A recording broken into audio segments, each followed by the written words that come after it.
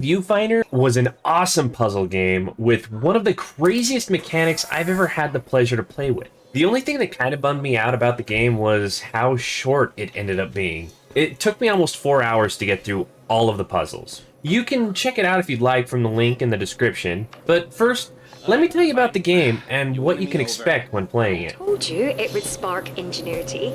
Clearly, I have a knack for knowing the unknowable. We're back online. Ready when you are. You and a friend recently dug out and started messing with an old VR system that some great minds of the past designed to help with their respective studies. The program is so old it has started to deteriorate a little, requiring you to find workarounds so you can get deeper into the program to find something very important. Just as stunning as I remember it.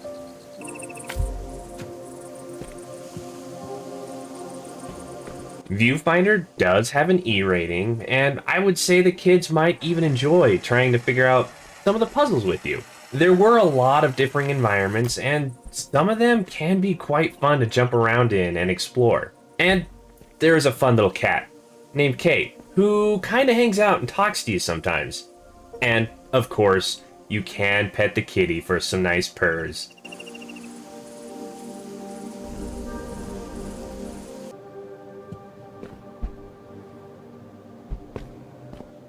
All of the puzzles throughout the game felt unique, with recurring elements used to get through.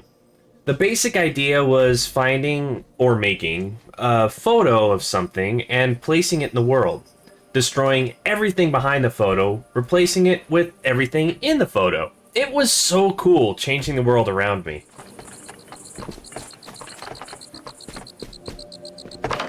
Now, although reshaping the level was very cool, sometimes I went too far and actually destroyed my only way out. If a photo was poorly placed or I started to fall off the edge, I could rewind time to a point before any bad thing happened. When rewinding, any big event like a photo placement would be marked on the timeline for me to go right back to, or even beyond if I wanted. No need to restart a whole level if you get pretty far and screw up at the last second.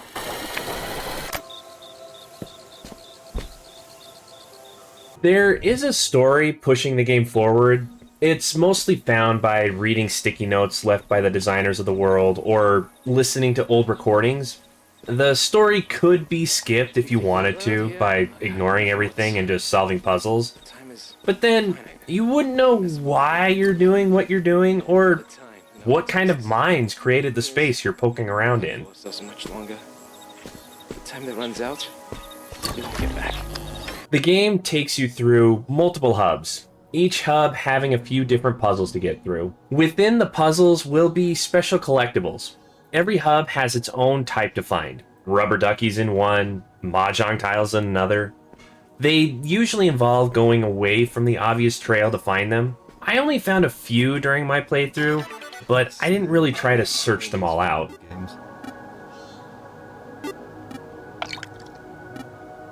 Each hub will have a set number of puzzles you need to complete before moving on to the next one, but you can stick around a hub a little longer and check out the optional puzzles. These are usually tougher than the story puzzles, taking a little bit more thought to work your way through. I would say they are definitely worth checking out.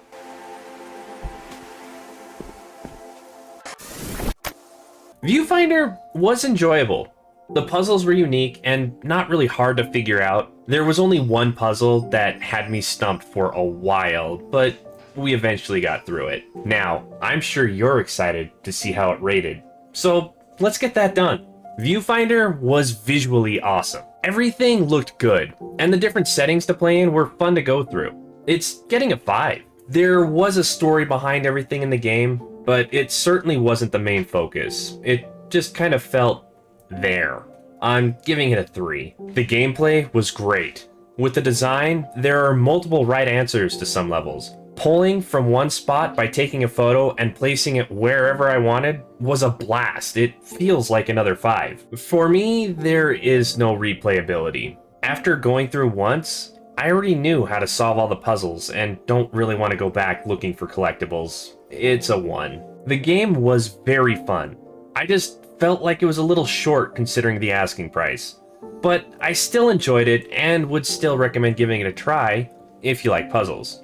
So I'm handing out a 4. Giving Viewfinder an average score of 3.6, placing it on the higher end of the mid shelf. If you like puzzles, try it out. If you kinda like puzzles, wait for a sale. Heck, even if you don't like puzzles, you might still enjoy making photographs magically turn real. Anyway, I'm done with this, and it's time to move on to the next one.